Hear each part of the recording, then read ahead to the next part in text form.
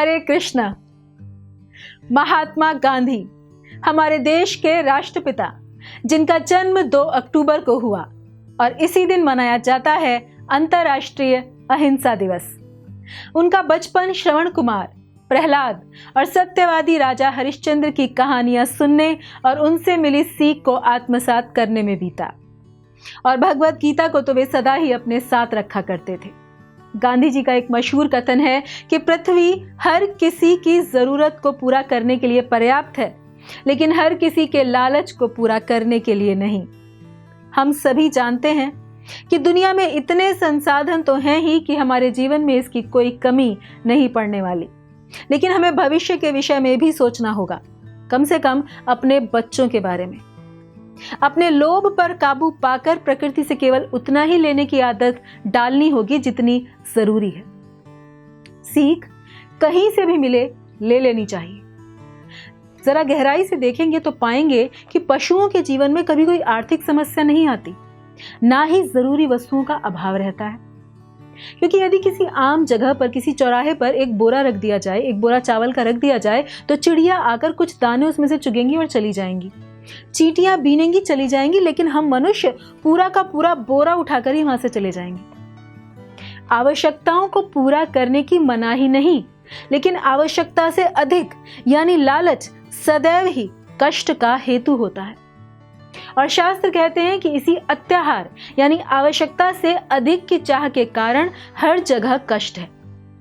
जरा सोचिए, अगर एक भी व्यक्ति बहुत ज्यादा लालची हो जाए, जैसे किसी शक्तिशाली देश का राष्ट्राध्यक्ष ये चाहने लगे कि केवल उसी का या उसी के देश का वर्चस्व दुनिया में हो, और इसके लिए वो लालच में इतना अंधा हो जाए कि विनाशकारी हथियारों का उपयोग कर अपनी जिद पूरी करना चाहे, तो ये समूची मानव जाति, ये भूमंडल, ये दुनिया और इसके संसाधन सब कुछ ही समय में राख हो जाएंगे।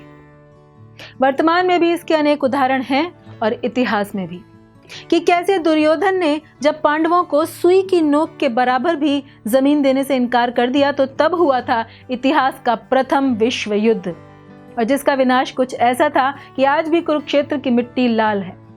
कारण लालच। और अपने चारों ओर हम देखते हैं कि विकास के नाम पर पहले पेड़ कटे, फिर जंगल साफ कर उसे कंक्रीट के जंगल में तब्दील किया, और अब नदी और पोखरों की बारी है।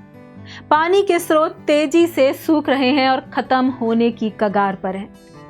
क्या ऐसे में कोई भी खुश रह पाएगा, जिसके लिए हम दिन भर भागदौड़ करते रहते हैं?